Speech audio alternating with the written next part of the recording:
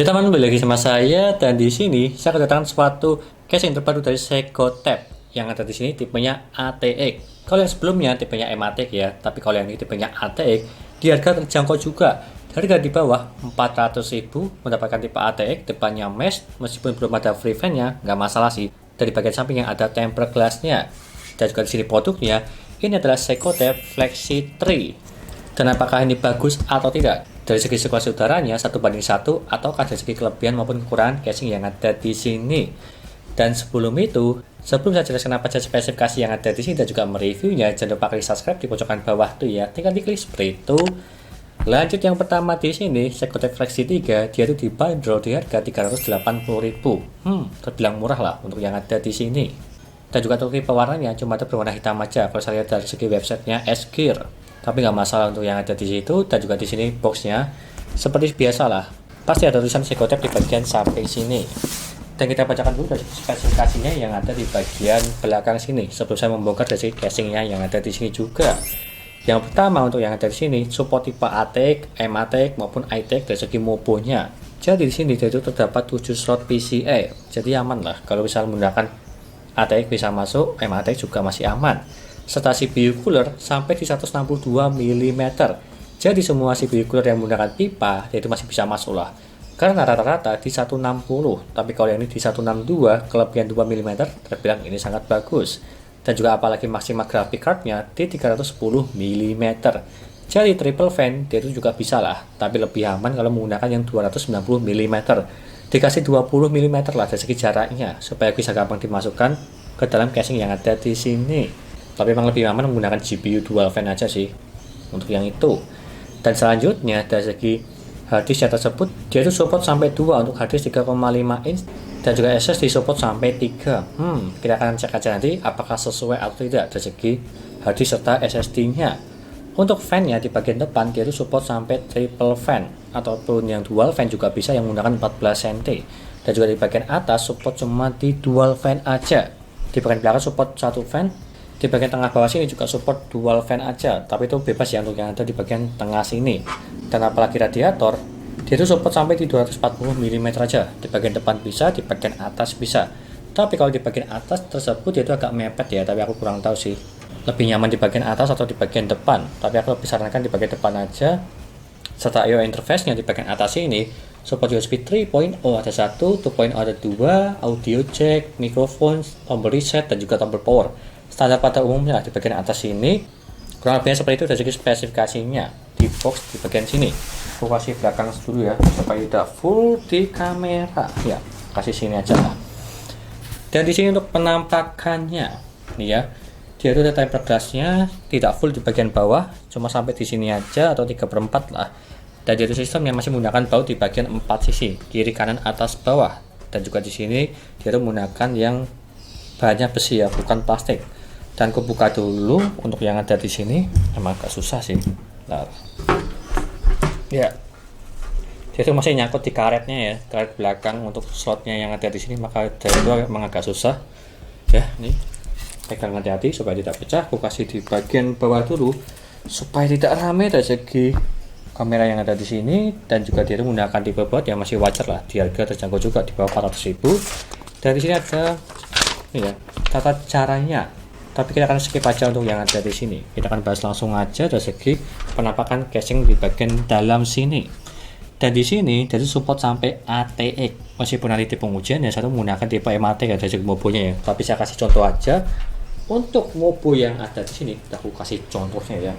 Ini mobo Z690 dari ASRock yang tipenya ATX. Dan kalau kita masukkan dia itu memang bisa, jadinya aman ya. Jadi intinya dia itu support sampai di tipe ATX dan juga tampilannya seperti ini ya. Kenapa saya kasih tahu tampilannya? Karena nanti saya tuh menggunakan tipe mobo MATX ya, yang udah ready barangnya. Tapi kalau yang ini masih di uji coba, jadi tidak memakai ini dari segi motherboardnya. Tapi intinya seperti yang kalian lihat yang ada di sini, dia itu support sampai ATX. Udah masuk ya? Ya seperti itu. Tambahannya aja sih dari segi penampakannya. Dan kita lanjut dari segi yang ada di bagian depan sini, dia tuh tipenya mesh dan juga cakep sih dari segi bentuk tampilannya. Di bagian depan untuk mengambil udara, di bagian samping juga ada juga karena ada rongga-rongganya. Dan dust filternya tidak ada sih, jadi ya wajar lah untuk di harga terjangkau. Dan kita buka dulu di bagian bawah sini, tinggal ditarik aja ya, seperti ini. Ini dari segi penampakannya, belum ada free fan sama sekali, ya masih wajar lah, di harga terjangkau juga. Di bagian depan sini untuk penampakannya, untuk pemasangan fan lah. Dan selanjutnya di bagian samping sini, tidak ada dust filter untuk melihat lah supaya apa yang kalian pakai. Di bagian samping sini, jadi ya masih opsional, tergantung ada orang yang suka, ada yang tidak.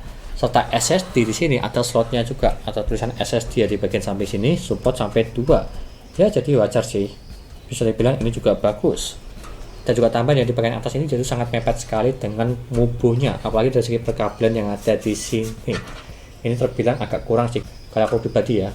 Kalau bisa dikasih space 3 cm lah, atau enggak sih ya satu slot PCI lah di bagian atas, supaya lebih longgar untuk pemasangan kabel dan juga pemasangan radiator. Tapi sayangnya yang ada di sini itu memang mepet banget, meskipun bisa dipasang radiator lah. Untuk yang itu tambahannya seperti itu. Dan kita buka di bagian belakang sini. Bentar, aku buka dulu bautnya. Memang agak keras ini dari sananya. Dan aku ambil dulu seperti ini. Ya. Di bagian belakang ini setnya tersebut jatuh flat, ya wajar lah standar pada umumnya. Aku kasih atas dulu. Dan di sini untuk penampakan di bagian belakangnya. Untuk ya dari sini kalau kita lihat dari segi hard disk dan juga SSD-nya, SSD support maksimal 2 kalau aku pribadi, dan juga hard disk support maksimal 2, tapi tergantung ya, di switching juga bisa, tergantung kebutuhan kalian. Dan di bagian belakang sini untuk manajemen kabel, dia itu terdapat 3 cm sih rongganya. Terbilang ini lebar banget untuk pemasangan kabel yang besar-besar di power supply, kabel flat maupun yang lainnya, itu bisa masuk. Jadi terbilang ini bagus dari segi manajemen kabel di bagian belakangnya, sangat lebar, 3 cm sampai di 4 cm lah, tapi di 3 cm lah kurang lebihnya seperti itu. Dan di bagian belakang sini juga ada baut-bautnya semua. Baut-bautnya tersebut yaitu berwarna full hitam sih, tidak ada kabel tisnya ya, dan juga ada untuk karet-karet di tempered glass. Dan di bagian belakang sini dia itu berwarna hitam semua, kabelnya flat kecuali USB 3.0, itu udah wajar sih, terbilang ini udah cukup bagus. Di bagian belakang seperti penampakan yang ada di bagian sini.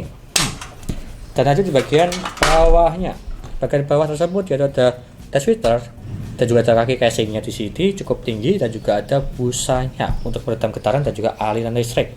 Jadi terbilang di bagian bawah jadi udah sempurna, kurang lebih seperti itu. Ternyata juga ada dust filternya ya, untuk tambahan seperti itu aja.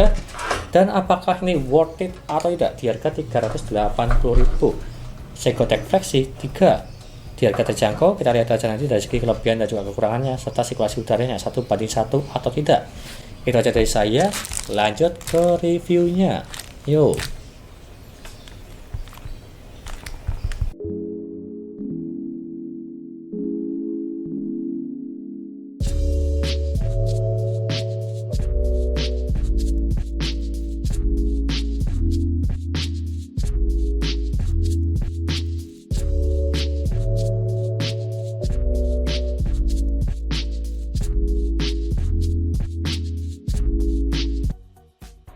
Lanjut ke pengujian sirkulasi udaranya, apakah bagus atau tidak.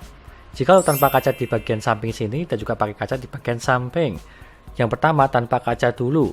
Untuk minimalnya mendapatkan di 39 derajat dan juga maksimalnya di 70 derajat untuk yang tanpa kaca. Dan kalau kita bandingkan pakai kaca di bagian samping, untuk minimalnya mendapatkan di 39 derajat dan juga maksimalnya di 70 derajat. Bisa dibilang ini sempurna, 1:1 kalau dibandingkan, sama-sama di 39 derajat dan juga maksimalnya juga sama di 70 derajat. Meskipun di pengujiannya cuma menggunakan 4 fan aja ya di casingnya ini. Lanjut ke kelebihannya. Yang pertama, suhunya dingin, dibuka maupun ditutup seperti di pengujian sebelumnya. 1:1 lah, dari segi sirkulasi udaranya bisa dibilang ini bagus dan juga sempurna. Jadi intinya tidak usah khawatir kalau pakai kaca di bagian samping maupun tidak. Tapi lebih aman pakai kaca supaya tidak ada hewan masuk maupun yang lainnya. Lalu yang kedua, support CPU cooler sampai di 162 mm. Jadi CPU cooler yang menggunakan pipa dia itu bisa masuk yang ada di sini. Karena kebanyakan tersebut sampai di 160 mm. Apalagi ini di 162, kelebihan sedikit tapi ini bagus. Jadinya aman. Dan juga radiator dia itu up to sampai di 240 mm. yang dimana menggunakan dual fan. Di bagian depan bisa, di bagian atas juga bisa. Tapi kalau aku lebih merekomendasikan di bagian depan. Jika lo dipasang di bagian atas, kemungkinan bakal ruwet dari segi perkabelannya dan juga agak sempit lah. Tapi tergantung selera kalian, bisa depan, bisa atas. Dan juga GPU up to sampai di 310 mm. Kalau yang ini menggunakan triple fan juga masih masuk, tapi lebih amannya dikasih space 2 cm atau lebih tepatnya di 290 mm untuk maksimalnya, supaya GPU-nya gampang dimasukkan ke casing kalian. Kurang lebihnya seperti itu. Dan lalu yang ketiga, ada dust filter di bagian atas dan juga di bagian bawah. Kalau semisal di bagian depan tidak ada, itu masih wajar ya, apalagi ini di harga di bawah 400.000. Yang penting minimalnya di bagian atas ada, di bagian bawah juga ada, sesuai harganya. Lalu yang keempat, support hard disk maksimal 2 dan juga SSD maksimal 2 juga. Kalau SSD di bagian depan ya, dia itu tingkat atas bawah, tapi kalau hard disk dia itu ada bracketnya, menumpuk di bagian dalam satu, di bagian atasnya juga satu. Bisa dibilang ini udah bagus, udah komplit lah. Maksimal 2 hard disk dan juga maksimal 2 SSD. Lalu yang kelima, terdapat rongga atau space up to sampai di 2,3 cm di bagian belakang casing, yang dimana untuk memanajemen kabel supaya gampang ditutup dan juga gampang dirapikan di bagian belakang. Jika lo menggunakan kabel-kabel yang besar ya, tapi lebih baik menggunakan kabel yang flat supaya lebih simple mengaturnya. Kurang lebihnya seperti itu. Dan lanjut yang keenam, kabelnya flat hitam semua, dari USB 2.0, audio, front panel maupun yang lainnya, bisa dibilang ini udah bagus.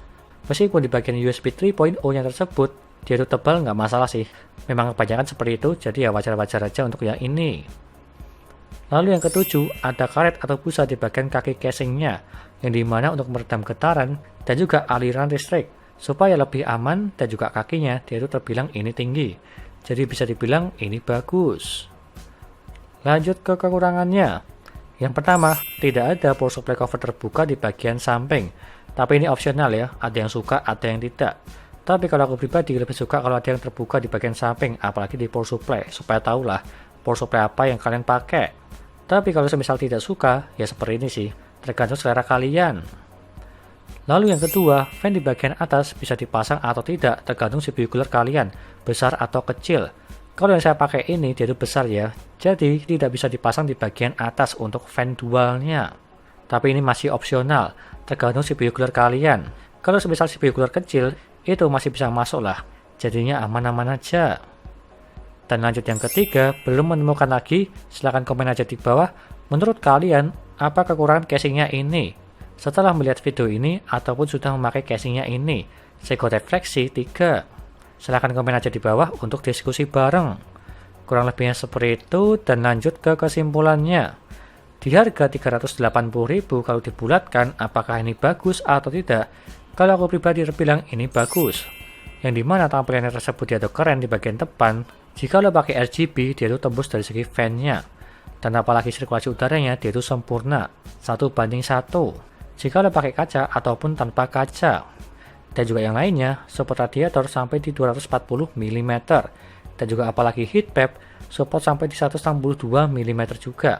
Kalau menggunakan heat pad, jadi aman lah, bisa masuk di casingnya ini. Dan kalau berminat silahkan beli aja, linknya ada di deskripsi untuk yang ini, Segotek Flexi 3. Sekian dari saya, jangan lupa like dan subscribe, dan nantikan video lainnya mengenai review-review papat PC seperti contoh yang ada di sini, casing, CPU cooler, SSD, dan juga yang lainnya. Terima kasih sudah nonton.